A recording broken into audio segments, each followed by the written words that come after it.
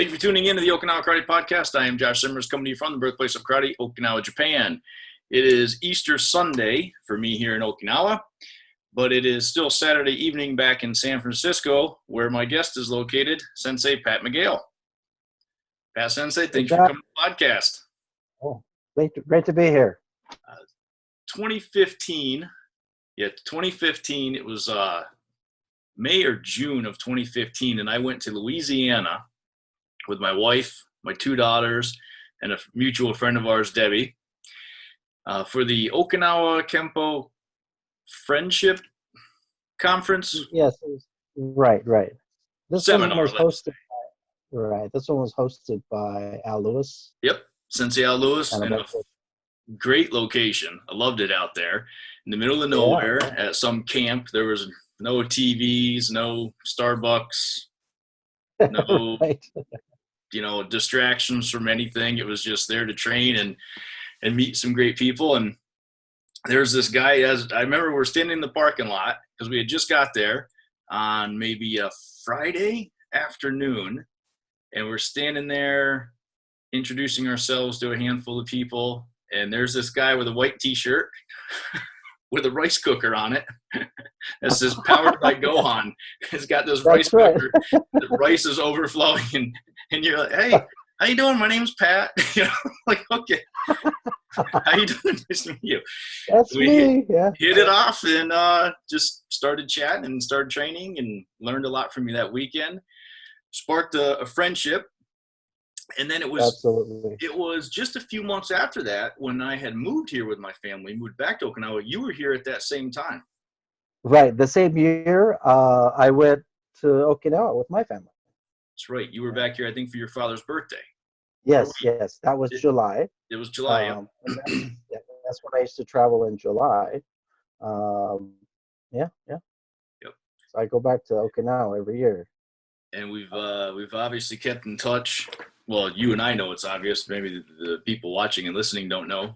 But we've kept in touch, and you've been back every year since then. We've been able to train together every year since then. This year we got a little bit of a hiccup in the plans because of the coronavirus. Unfortunately, for the world. But But the year's not over, and maybe you'll get here this year. If not, we'll hit it extra hard for next year when you're here. I hope so. You too.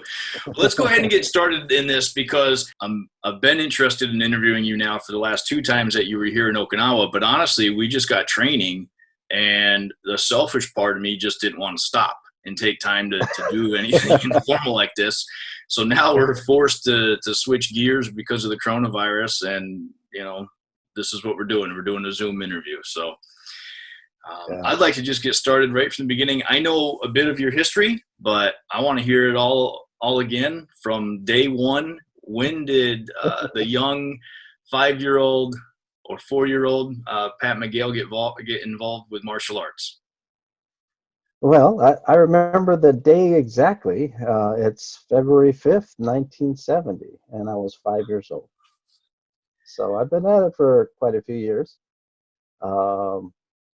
And my father, some people know that he's also a martial artist, but he's a Jiu-Jitsu instructor from back in the 50s. So with martial arts in my family, he was obviously the one that was pushing me along. I use the word push. It's at 5, you don't know better. But but he was really the force, if you will, behind things. But I don't know many people that remember the exact day, but that's the date. Something that we should mention as well is you were born here in Okinawa and grew up here on Okinawa. Your mom is Okinawan. Your dad's an American. Right. A Marine was stationed here in Okinawa, so you were born right into it here on the island. Right. In the culture, even Japanese was my first language. I am, technically a local there. Yeah. Born in Futenma, with all local friends speaking the language. Went to a church school for kindergarten and first grade, and after that, I went into the Department of Defense schools, the DoD schools in the military. Yep. So basically, went to school with all the military brats, you know. Yep. But by that time, my father was already retired. Okay. He retired before I was even born. Okay. So he was really my life coach, my cheerleader, my guide. He was my everything. Um, but yeah, he's retired probably about 4 or 5 times too. Yeah. Yeah. Yeah. So he took you down to train with Odo Sensei. I mean, at the age of 5. Yes, you're right. And I don't know why he chose Odo Sensei. Um, you know, I don't know of any others that were teaching in our area of frequent travel. So my dad and I pretty much lived at Stillwell Field House. Uh, Odo Sensei's class that I started in was at Gunner's Gym. Hmm. Uh, Gunner's Gym, even the building, I don't think is there. It's definitely not a gym today, but I don't even know if the building's there today. But They still have gunners his, on Camp Foster, but it's totally oh different yeah, than when you had started because it was different. It's different now from even when I was stationed here. The location's the same, but it's been upgraded. oh, I Yeah, bet. but Gunners is still there. Yeah. Yeah. Yeah. So that's where the first classes were, and they were either in the boxing room upstairs or they were out in the open field out back in the grass, Yeah. where most of my first 5 years of training with Odo Sensei was out in the grass. So at the time that your dad took you there, were you the only child, or did Odo Sensei have other kids around? No, I was the only child, and so I was always in an adults class. Interestingly enough, well, again, I was only 5, so uh, but I don't recall any other kids in the class in my time growing up in Sensei Odo's class. It wasn't until maybe the early 80s that I started to see some other kids Hmm. actually being in the classes. But by that time, I was more or less going to the Hombu Dojo, uh, in Agena. So, Hmm. we can talk about that a little later. But uh, yeah, there weren't many kids. Being a child, but you were there. You were there with adults, and the adults at that time, I would assume, were mostly GIs, probably young Yeah, yeah, right. Marines. Mostly Marines, since we're on a Marine Corps base. Yep. Yeah, that's primarily who the other students were. Did he? What was class like as a child there? And I mean, a young boy, around these young men, these young Marines, right, who were probably extremely physically fit, who were Yes. probably always trying to challenge each other and push each other. Did you Right. get treated any differently? Did Odo Sensei, protect you, or was it just kind of like, here you go, baptism by fire? Well, I mean, clearly, there was enough of a generation gap between myself and, maybe the average uh, 18 to 20-year-old GI that might have been there. And there were some older, of course. But, still, what a big generation gap, right? Yeah. Even by 10 years, or more than 10 years. So, of course, they treated me like a kid, as I was. That's the students. But with Odo Sensei, it was more or less, oh, Patrick, just follow along, uh, just do the kata and, follow along. That Hmm. was more or less, his common instruction to me. Also spoke the language. Um, you know, I would say that his instructions to me were more detailed. He would tell me exactly what to do, how to follow, or how to have a particular technique, positioning my body. Yeah. So he would speak to me in his own native tongue. Odo Sensei, I never had a chance to meet him, but from what I understand, he spoke a little bit of English, but wasn't fluent enough to Uh, give detailed instructions or a long conversation. Is that correct? I wouldn't say able to speak, and nothing against Sensei Odo, but Um, it was really broken English, is I think the best I could describe it. Yep. And you know, I always think of Hawaiian Pigeon, but Yeah. it's not even so much that. It's because his choice of words meant what he meant, but it was just a list of nouns and references, and all of the verbs were Japanese. Yep. Uh, so it just pointed words. No, stop, go again. Yeah. Nice. Those types of. They were just direct words. Okay, again, one more time. Or these Yep. things are just common conversation. Yep. But there were a lot of gestures that made by hand, or his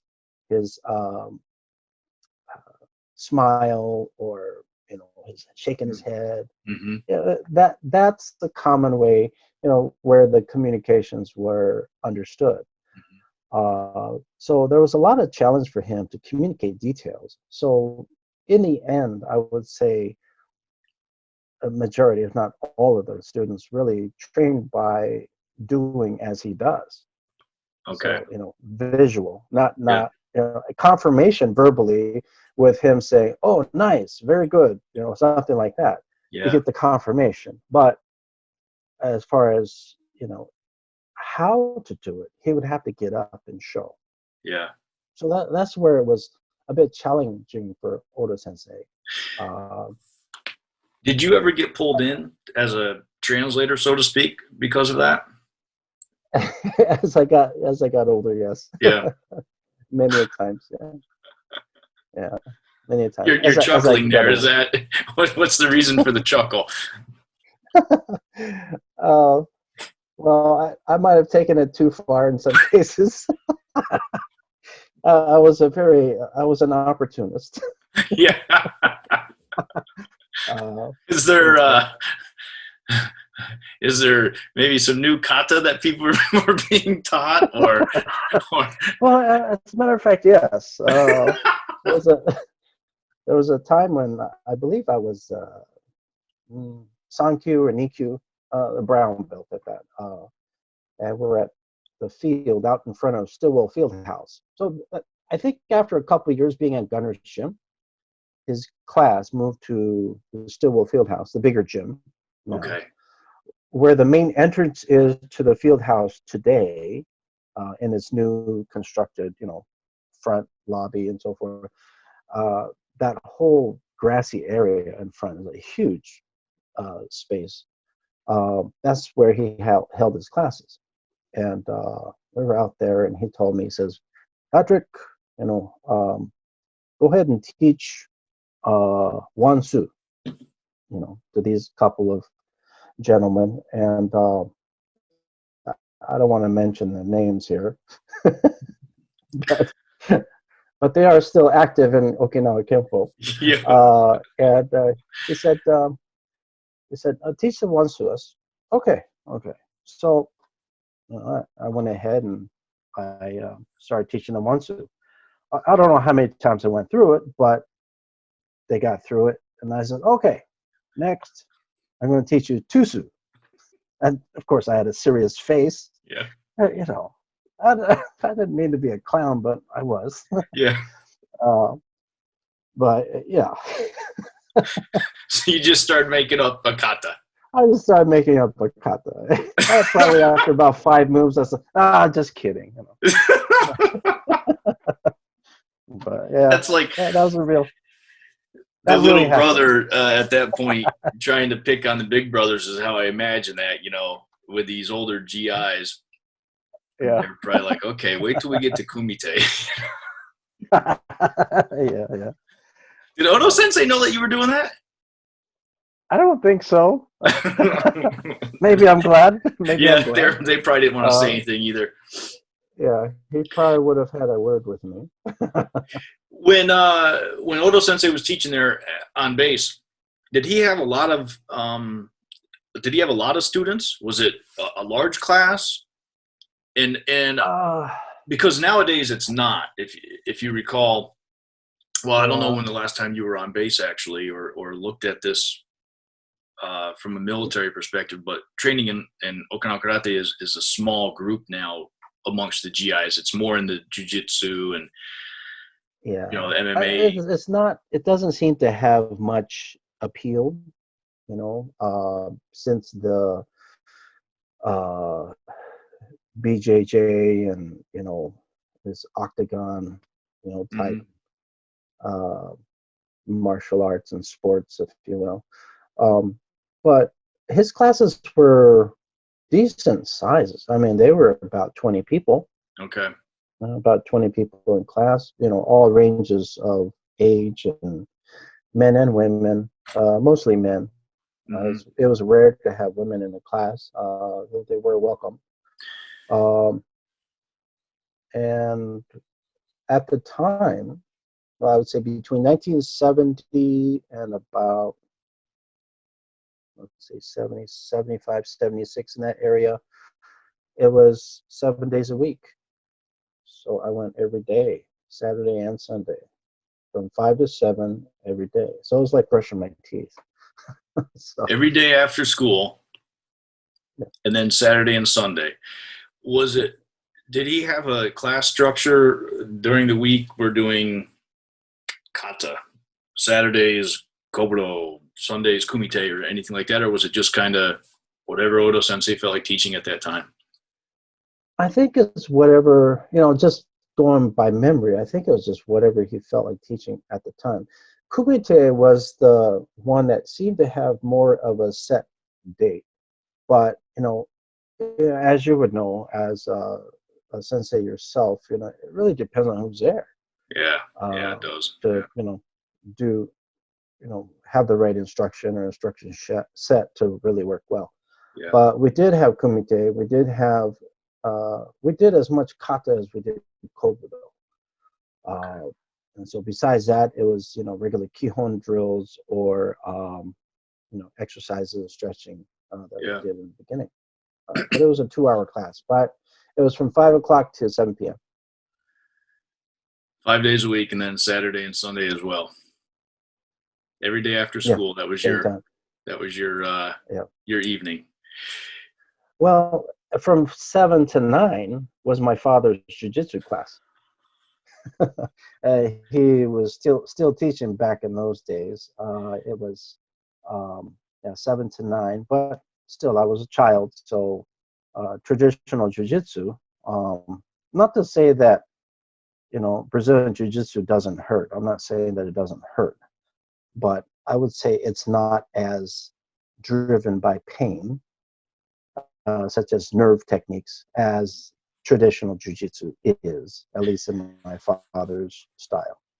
So So you he you were would, I would getting more, you were getting the traditional Okinawa karate from Odo Sensei, and then I, additionally 2 hours every night was the jiu-jitsu training with your father in his class. yes, Where again, you were yes, probably a lot of times the only child. yes, always. There were never children any there. It's just that, as children, uh, what he was explaining to me, my father was explaining to me, was that it's children, or folks, kids at that age are more sensitive to pain. But not only that, our bones are still growing. Hmm. We're still growing, so our joints may not be as well structured. Hmm. So we're more vulnerable to injury, while at the same time the bones are not firmed up. For the same reasons, he had me hold back on punching a makiwara until I was 16, 17 years old, Hmm. because our bones are still soft. So for the same reason, he wouldn't have me do a lot of things in jujitsu. But what he did have me do every night, though, is to take falls, break falls, cross falls, falls over his shoulder, all kinds of things like that. Hmm. But he definitely had me watch and be on the falling side of the technique, so I knew what it felt like. But generally, he wouldn't trust anybody else to throw me. He would do it himself. Was there at that time, and also now, I guess, much crossover with the two types of training, with the jiu-jitsu and and what you were learning in Okinawa Kempo, or were you able to piece the two together, or were they two separate worlds for you then? And how about now? Yeah, it was very different back then because they were two separate worlds. Because in Odo Sensei's classes, while it was traditional karate, so we did engage with blocks and punches and exchange that between partners, as you would call it, yakusoku kumite type format. While that was always present, um, it was rare that we would have much of throwing or sweeping or taking down, you know. Um, but then again, some of that was relative to which kata we may have been doing.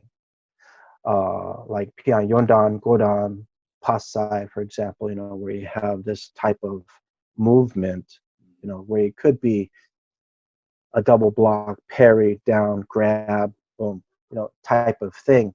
But again, there are no set uh, references to these katas today. So it's hard to say, but at least his impression of a particular technique or move, or the bunkai, if you will, he would go through them, but they weren't that often.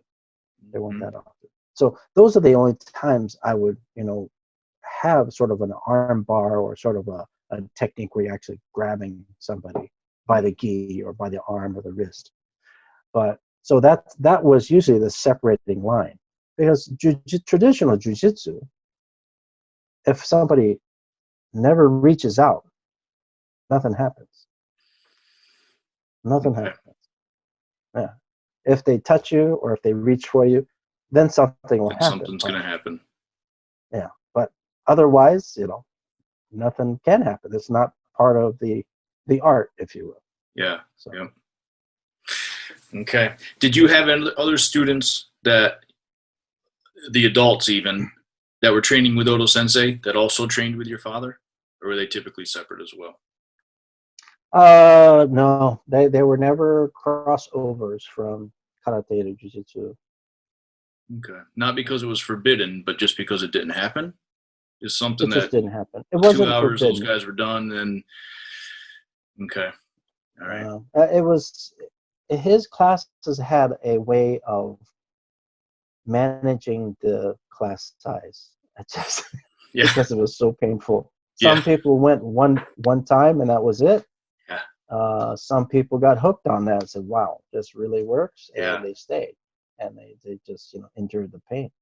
Yeah. Because my father, also being a retired Marine, retired gunnery sergeant, he was also old school in the Yeah. sense Yeah. that his generations in World War II. But when it was night to train knives, daggers, or glass bottles, he would bring the real deal. Yeah. He'd have a gunny sack with actual sake bottles, and then he'd break them right there. So then he'd use the bottle top as the handle, the neck, and that's what they would actually train with. So it was the real deal. Yeah, I can imagine But, going to class for the first night and seeing that, and some people thinking, probably myself included, I'm probably not going to come back. yeah, but that's how my Or if I father do, I'm was. going to come back with some form of armor. Yeah, yeah. Well, I mean, that's for the same reason that in kobudo, I still have, signs. You can, well, not through here, but I had 11 stitches down the side of my hand here, and I got those when I was 7 years old, and I was doing the first kamakata. And at the end, when you finish like this, that's actually the first block. One, then two, and then you do the double hook and pull back in nekwashi, and then you finish. So there are a few handful of moves in there. I cut myself from here, and it came right down, and it was just a scratch down my arm. Thank goodness. But it was a deep cut to get stitches right to here. I was 7 years old, and after that, I knew something was wrong. My hand was hot, and nobody else said anything. I bowed, and we were all taking turns going up and doing kata, and then Sensei Odo would call us up to do the kata and perform them by ourselves. No competition. It's just practice. It's just class, right? Yeah. So I put the kamas down. I saw blood running down my arm, and I just bowed out and I just ran. I'm 7 years old. I have no idea you just shouldn't run, especially having a gouge like that in your skin. I ran upstairs all the way to the restroom, and I had two I had two GIs facing running after me, and they're saying, "Pat, stop, stop, don't run." And I just kept, I have a cut. I need to Yeah. wash it off. I'm running, and they can't catch me, right? And I'm running as fast as I can. I get there, and I'm rinsing it off. I have no concept of what a bad cut is, what is not. I just know it's bleeding. Yeah. And I'm putting, running water across my hand. I'm seeing the flesh just flap open. I can see my bone. Yeah. But they came in and says, "Pat, you're not supposed to run. It'll make it bleed more." So after I got it cleaned up, they called my dad, and they actually carried me back.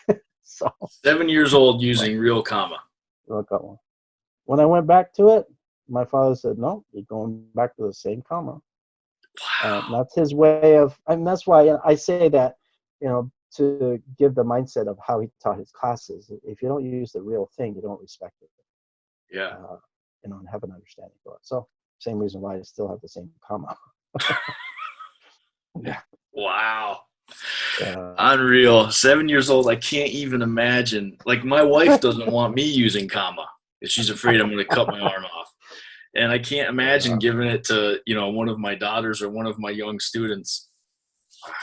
Different times, but you're going to learn real fast, aren't you? Absolutely. All right. Absolutely. So training with kama and other weapons at 7 years old, I'm assuming, was Yeah. just the norm. When you started to train though at the Hombu Dojo in Agena, right? Agena? Yes, Agena. Mhm. Agena. So when you started training with Odo Sensei, he already had that dojo, or he got the Hombu Dojo later on? No, he already had that dojo. I imagine it was built sometime, I don't know if it was late 60s or if it's maybe around the time I started. I'm not sure.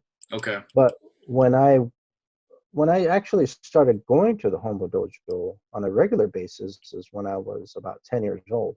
Uh, but I think I may have gone there for a promotion one time, a couple times maybe before then. Okay. But it's, from a perspective of someone that's 7, 8 years old, just a building. So there was nothing different then with the classes from the Hombu Dojo versus being at the field house or in the gunner's gym. The format was pretty much the same. The format was the same, except the students. There were more locals there. It was almost split between Okinawans and the military. The students were typically different students because they were students from the base camps in that area. So it's Yep. Camp Tourists, maybe Courtney, Yep. those. Yep. Yeah. Geography definitely played a role, and it still does. Yeah. Yeah. Let's talk about promotions. I'm curious to know, under Odo Sensei, when it came time for a promotion test, was it called a test? Was it an exam? How did Odo Sensei treat promotions? Were students required to do a particular set of kata, or maybe Sensei would just kind of call, do this, do that? Was it high Um, stress? I think it wasn't high stress. I know a lot of dojos. Well, I shouldn't put it this way, but let's say a lot of dojos here in the United States. A lot of it is high stress, where the students must perform and do all the katas they know, all the basics they know, and do 100 push-ups and 100 sit-ups or whatever. But that in the end, that doesn't make them a better qualified rank for that rank that they're trying to be promoted to. It doesn't.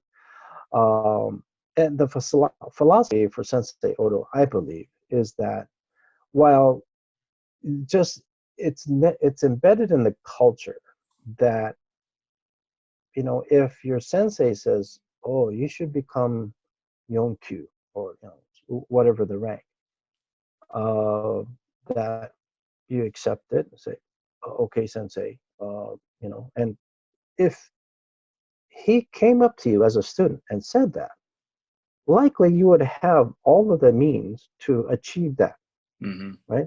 I Mm-hmm. mean, unless you just completely fall on your face and forget the kata and do it facing the wrong direction or whatever the case might be. So, hence the reason why we did kata in front of all of your, peers and visitors or whoever it might have been. So you get rid of that, you know, uh, the fear or stage fright, as some would call it. But overall, the promotions were you would go to that specific day, wherever the dojo or wherever the promotions were being held, and he would call out the person. And first, generally, they would start off with kata. Then, he would tell you which kata to do. You would just go up there and do it. Mm-hmm. Every sensei knows their students and their abilities, but which kata is best suited for that rank that they're trying to be promoted to Mm-hmm. is going to be most representative. And so they would ask for them to do that. And it could be one, two, maybe even three katas if there was doubt. And same thing with kobudo. And then following that would be kumite. Now, where it was different was that um, when you did kumite, if you were, let's say, the dan level, if you were in the black belt levels, you would be sparring somebody that was, if they were present, but you would be, so if I was trying to get to nidan, I would spar somebody that's a sandan. Okay. Okay. And nothing would happen to the sandan if the nidan won, but just saying, uh, and it wasn't so much winning or losing. No one kept score. You would just go in for 3 minutes and spar. And the way we sparred was bogu. So you'd have bogu basically is the gear for that we use for kendo, more or less, especially the head, the mask.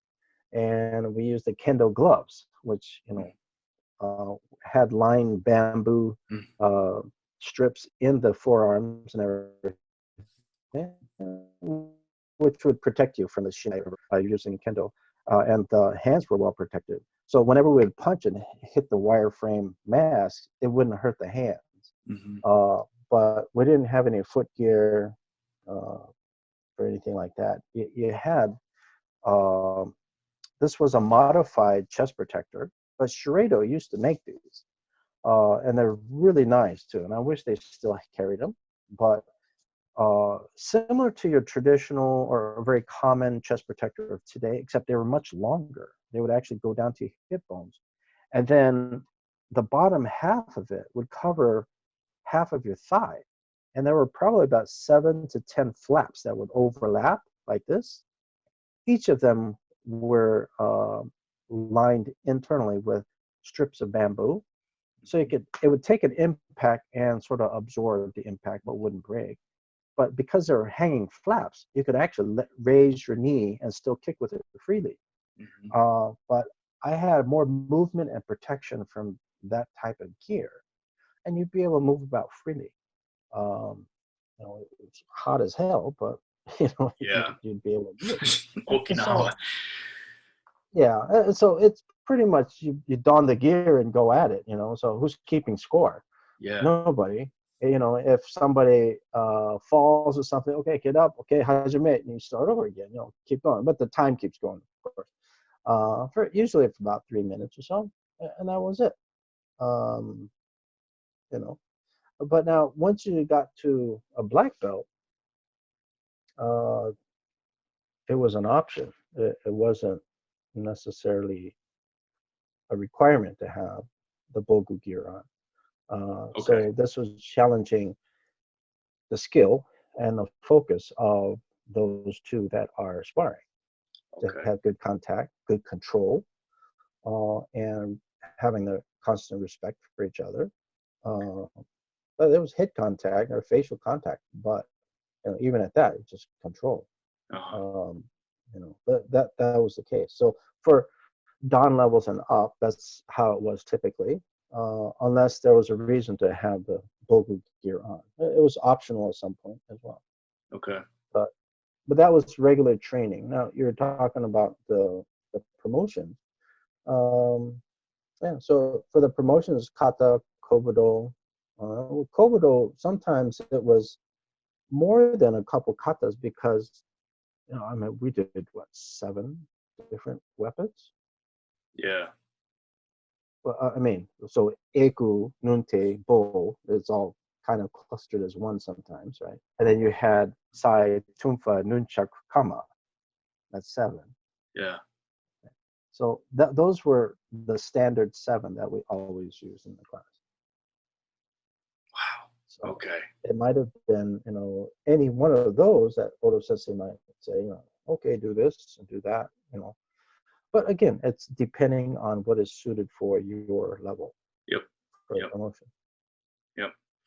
Yeah, I would say that from what I've experienced, actually, what I experienced in America under Sensei Coffin with Okinawa Kempo, and then even here, we didn't go through all the kata Mm. because sometimes, like in the States with Sensei Coffin, It there'd would be never end. it'd be 20 or 30 people. You'd be there Yeah. forever if every student had to do all the kata. I mean, actually more than that sometimes. I mean, yeah, a lot of students. Yeah. But Well, I mean, the a other thing, lot of the, dojos, or I should just call them karate schools, right? They might have 5 katas, who knows? But, yeah, yeah, yeah. So. there's some here, but I mean, like for our promotions over here, Sensei is of course watching you all the time before, Right. like for months, for weeks, for years, yeah, and then Exactly. at the day of the Exactly. promotion test, so to speak, Yeah. we'll do group kata and then maybe 3 individual, and Mm-hmm. that's really Exactly. it's low key, it's low Exactly. stress, low pressure, Right. Now, in our tournaments, I'm sorry, not tournament, in our promotions, I was making a distinct difference between the Qs and the Dans. Okay, so whenever there were a group of folks, you know, within the dojo that were being promoted to Dans, let's say if there was significant Dan level, like Sandan, Yondan, those are significant. Um, and you had maybe some cues going up, they would be all lumped into one. But the setting or the place may be different. Whereas if it's all cues, it could be done at the regular class location, could be on base, could be at the Hombu dojo, but Odo Sensei is the only one present. But if there were significant dons being recognized, there were other senseis there. And they range from anyone like Seijiro Maehara to Masaru Uechi, uh, Masuhiko Aragi. And I can send you the list of names, but some of the more well-known ones is Kenko Chibana, Takeru Nakamura, mm-hmm. All of these guys. When you would go for these higher level dan, or maybe I shouldn't say higher level dan, but when you would go for the dan promotions, you yourself or other students, these other senseis would come to Odo Sensei's dojo to watch, or I think at one time you told me you've gone to Nago, to the Hombu dojo, Nakamura Shigero's Hombu dojo, to test as well. Is that correct? Yes, there was one time I went there, but another time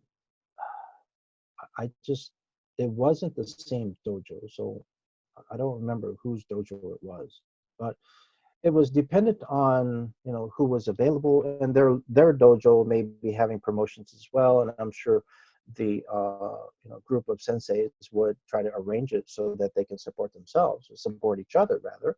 Yep. And they would basically be at the main head table, and they would talk to each other, and see if the person is worthy of that promotion, or if they'd like to see something else. Mm-hmm. And when it came to kumite, it wouldn't matter whether you were sparring somebody that was in the same class or from two different dojos. But generally, that was the benefit of having multiple dojos there, so that you'd be having two people spar that were of known levels, let's say by rank, but you didn't know how their skill level matched, or didn't. So that's what was the benefit there. But that, depending on the sensei and the rank, of the group that was being promoted. So if you had the significant group that was being promoted to some Dan level, likely you'd be going to either Odo Sensei's Hombu dojo with other senseis coming in, or at another sensei's dojo with our dojo also being present or represented. So that was a nice thing back then, and that's how we got to know some of the other dojos around the island, mainly the northern part of the island. Yeah, because normally you weren't training with them all the time, maybe a couple times a year. Let's talk about tournaments, because I know you competed in tournaments when you were younger, but do you recall your earliest days, or your first tournament? I mean, if you can remember the very first day that you started, February 5th, 1970, can you remember the very first tournament? I can remember the very first tournament. I couldn't give you the date, though. I remember how old I was. I was 13, and I don't even know if there was a children's division or a teenage division, but I was already a Dan level, which was kind of early. In thinking back or looking back, I probably wouldn't have agreed to have me be a shodan even at 13. But since Odo Sensei, he's the one that suggested and did the promotion. So yeah, I can't say anything against that. But so I was already at a black belt, and I was competing in the black belt level adults at 13. And I came home with 2 third places. I'm sure I did Pasai, if I recall, because that was one of my go-to katas, Pasai. Second one was Kusanku, then Shinto. So those are my 3 favorites. They're coming home with a 3rd place from the adult division, and same thing in weapons, except in weapons, interestingly, I competed with nunchaku. I didn't do bow. And bow was, nunchaku was my favorite in the younger years. Okay. When you say interestingly, I understand where you're coming from with that. And people that know you and have trained with you would understand that probably, but because bow is definitely, I guess, your favorite now, or probably what you're most well known for. But so as a younger child, probably interested in the Bruce Lee films and this and that at the time, nunchaku was the cool weapon. Yeah. Who didn't, right? Yeah. Right. That was it. Yeah. Were these tournaments on the military bases at that time, or were these out off base? This one was on Camp Courtney. Was it Courtney or Camp Hansen? Hansen was the first tournament I went to. Okay. So it's a little further up north. There were locals there, but it was predominantly held and managed by an organization like NWR or something, on base. But coordinated through some senseis that actually taught on base, and their friends. And this was so that they would have some, official representative of karate on at the tournament. Yep. And it's always great to have some local master or sensei that's well known be present. So that was very commonplace there. So at the same time, there were many locals that were invited, but in general, there may not have been any more than 4 or 5. Okay. Okay. But it was majority military. Okay. Yep. Yep.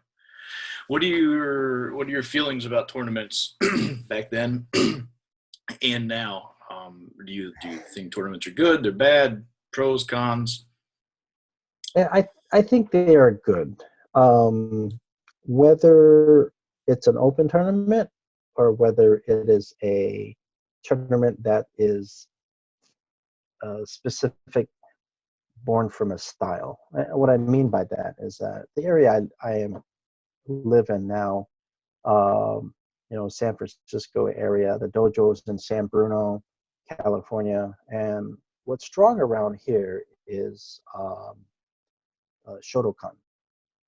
Shotokan being very strong, and of course you have your offshoots of Shotokan, like Wado-ryu is another one, and there's another division that of Shotokan or breakout that does same katas. And the dojo that I started to teach at or took over was Matayoshi. I'm sorry, is Matsubayashi Ryu, and it is far from the Shotokan style. Mm-hmm. And so I think tournaments are great for kids and adults so that they can kind of put themselves in the spot. And so I told my students, I said, we're going to go to this tournament and have fun. The odds are already against you. If you win, that's like a double win. So, let's just do it. Have fun. And I said, if any one of you participate, I too will be on the floor with you competing. So I did. Mm-hmm. So I ended up with, a group of students out there, and, we came back with some trophies, which is nice, Mm-hmm. But I think the benefit is for each individual to recognize, they get all choked up or stressed out or something. I think that is the experience in itself that's worth it all. Not if you win or not. It's not a big deal. But in my time of going to tournaments as a kid, a teenager, I didn't really enjoy the tournament so much because it seemed to be repetitious all the time. You go, compete, last all day, and you're done and you go home. It's just, to me, it was just like, wow. I tried even kumite for a couple of years, but in the end, it just didn't mesh with me because I was always outsized. I was always out of my category. What would you call it? I always felt like I was out of displaced. So everyone's taller than me. Everyone's bigger than me. So to give you an example, until I was 22, I was still growing. So I didn't reach my height until I was 22. So, I had these slow growth patterns from childhood. So when I was, starting competing 13, 14, 15, 16, 17, it wasn't until I was 17 I was, closer to, these military folks. Yep. But by then I had just kind of gotten over the sparring. We did sparring at the dojo still, but I wasn't really interested in it. It wasn't. Mm-hmm. But something we didn't touch on was where it had to do with my sparring and my time training with Shorin Kan, which is under Nato Shigeru So Sensei. I know the history behind why you had to go there, but if you can just give us a brief there. You did have to switch schools at some point. I did. I was about 10 years old. Odo Sensei lost his contract for teaching on base. I don't know what happened or what the details were.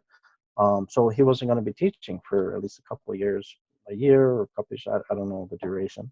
Um, so the plan was for me to go to the Agena dojo, the Hombu dojo, when I could. But it was, you know, it was a significant distance Yeah, yeah. to where the timing and all of that would have been an issue. I'm going to school. From Fatima to Agena, for Yeah, those who don't know, it's not really, you couldn't walk there. So you would have to take a bus if your father or mother couldn't take you.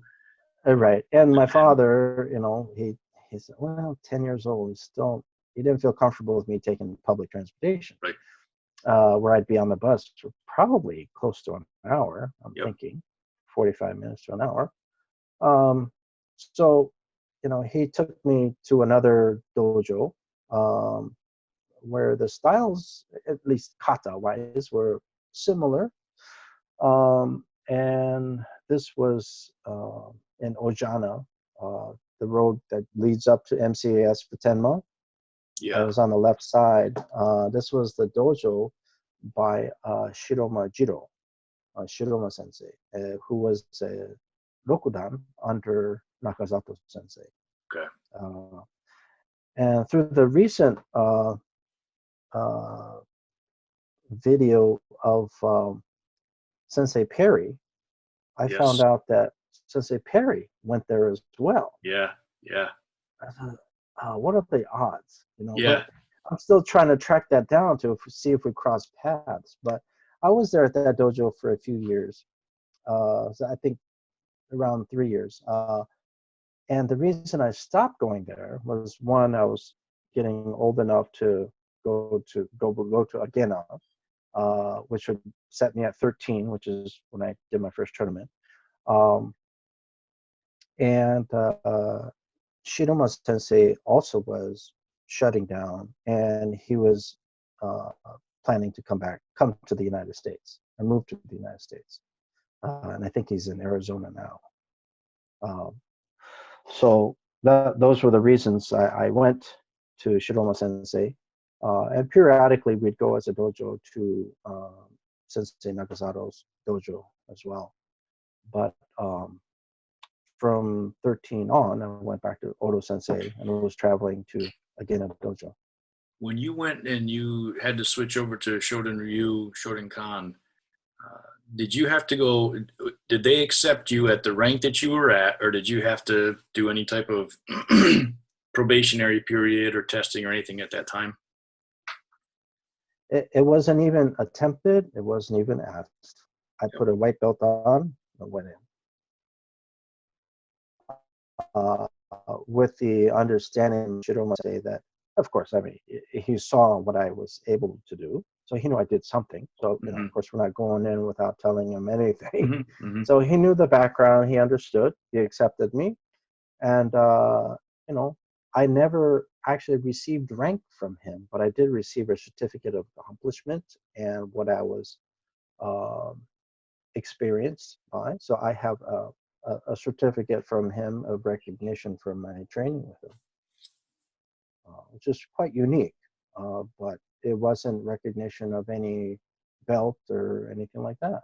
Right. But Right. here again, there were no kids in that class either. So I was probably, I think a white belt for 3 years or something. But I was just a kid. Yeah.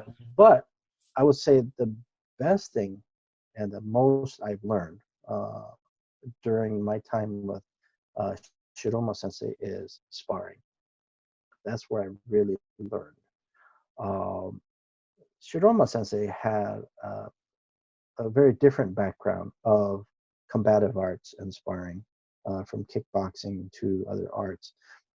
So the way we would condition and train is quite different. We'd be taking nunchucks and tunfa and Coke bottles and military coffee mugs and beating our shins with it.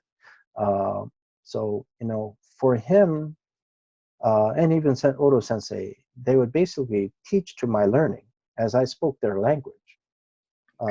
So Shiroma Sensei, he would tell me, Pat, if you aim low and work your way up, they will be on their way down.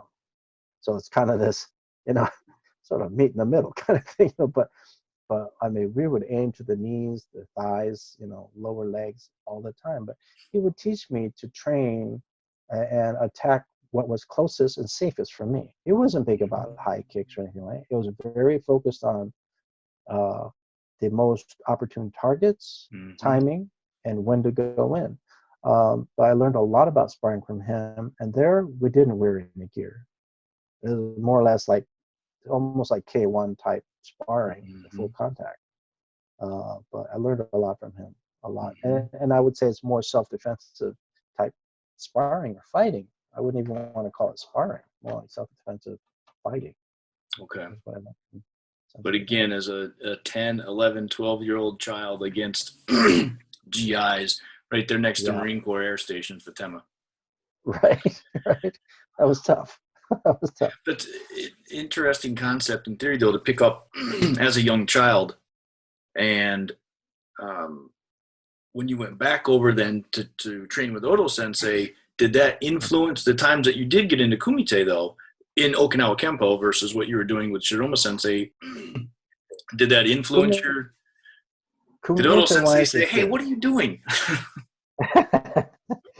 It definitely influenced my Kumite. I felt like I had a positive advantage. But again, the size, body weight, and size differential was always against me.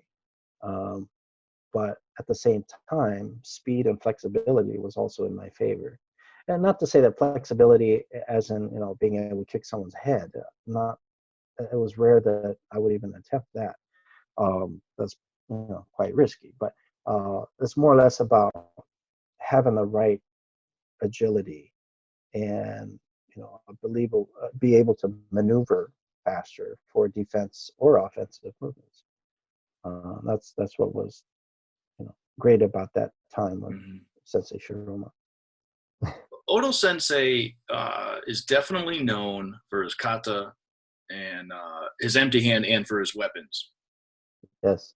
Every forum you read, every article, every video, that's what, I mean, even today, still here on the island, people in Okinawa Kempo, my sensei, Kina Sensei, who is 78 years old, so he was 15 or so years younger than Odo Sensei, I guess, says his kata and his weapons were just awesome.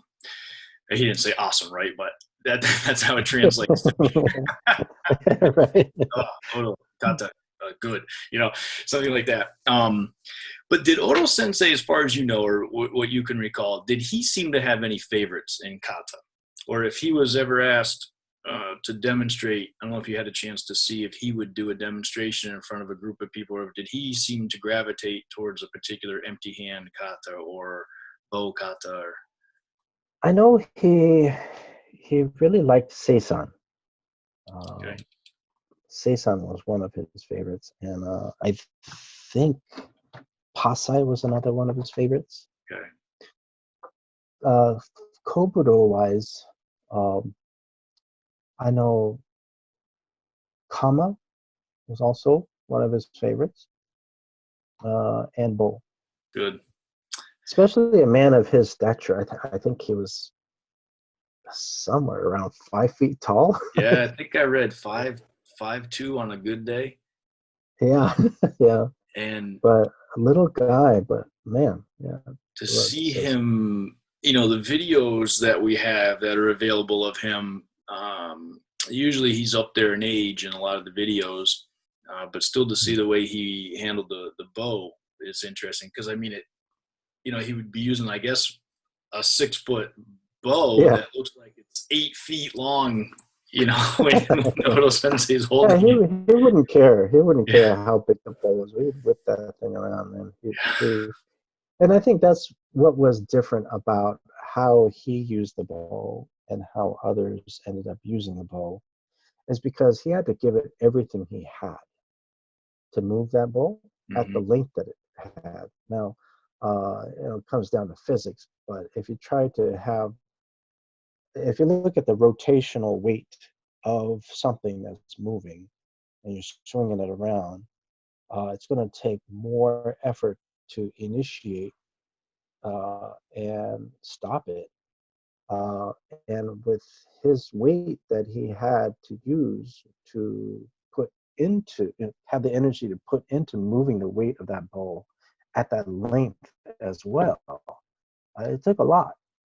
And so it always, was, to me, visually, it had a physical challenge to him, yet he overcame any negative, you know, uh, displays with him using the bow. Man, he was just amazing with it. Mm-hmm.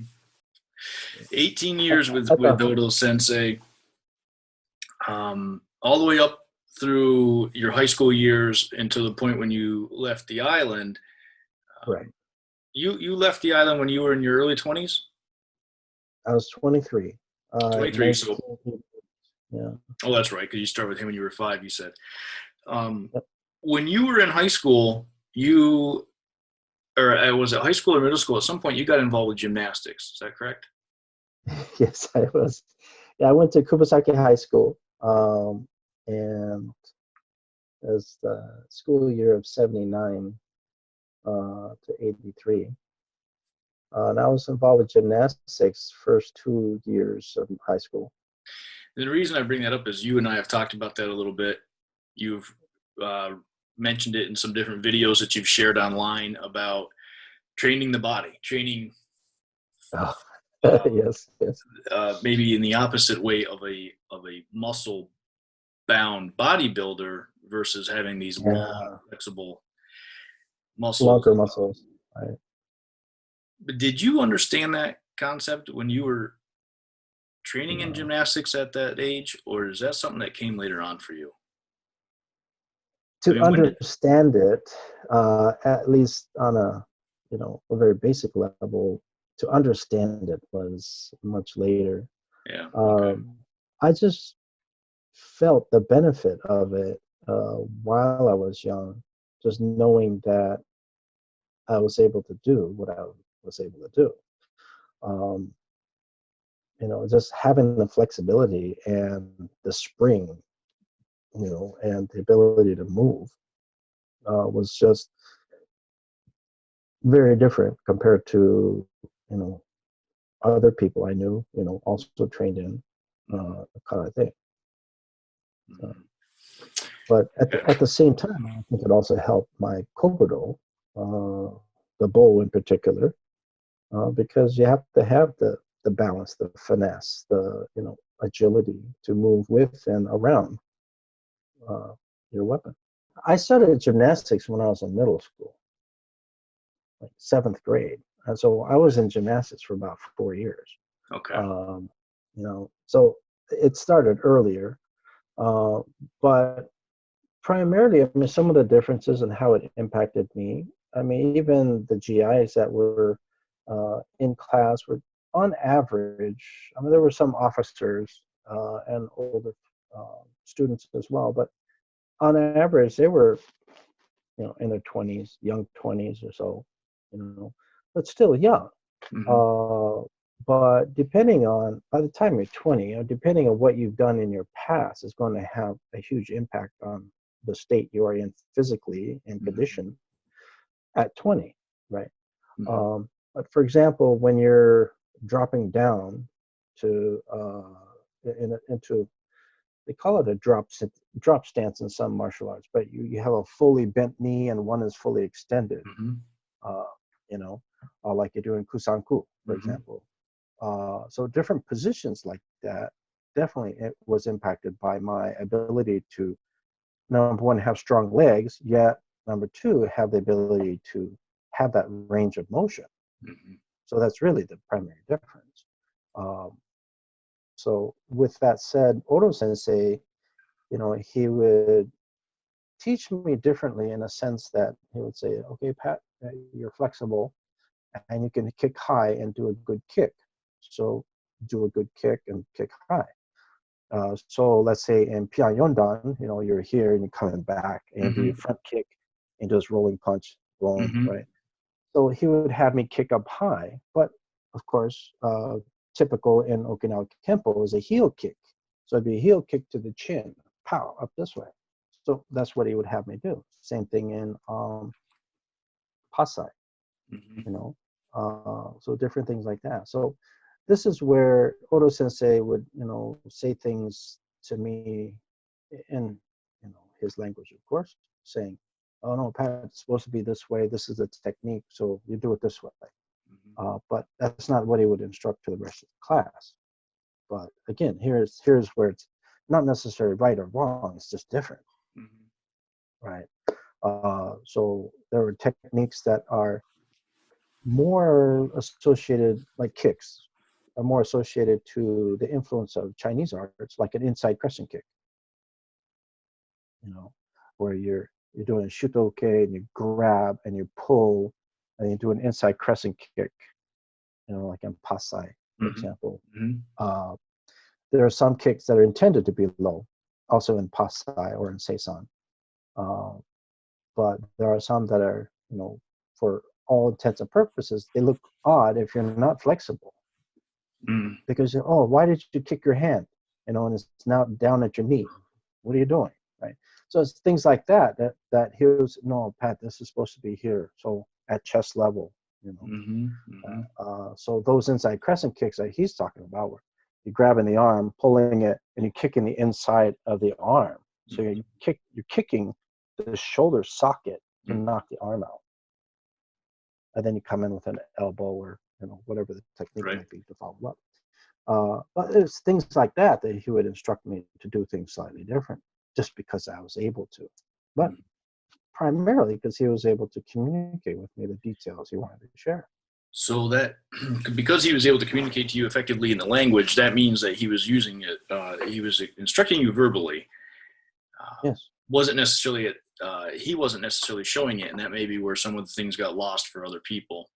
And I'm Yeah. not I mean, saying anything he negative couldn't about do it. anyone else. No, no, no, no, no. He couldn't communicate it, Yeah. right, in detail, and he taught to people's learning. Yep. If they caught on to something, they could do as he did. All was fine. Um, but with me, not that I was being treated special or anything, but I'm, to be honest, I'm probably his longest standing student. 18 Yeah. years. I don't know if anybody who has trained with Odo Sensei face to face for Right. 18 years. Right. I don't know. Right. Uh, I see what you so mean. he'd be upfront and very straight with me and say, "No, do it this way," and so I did. What was I supposed to do? So, You say listen yes, to his sensei, and you explanation. do it. That's right. Okay. Yeah, Yeah. yeah. Well, at some point though, you did have to leave the island. Well, you didn't have to. You Uh, chose to yes, that leave the was island. 1988. Yeah.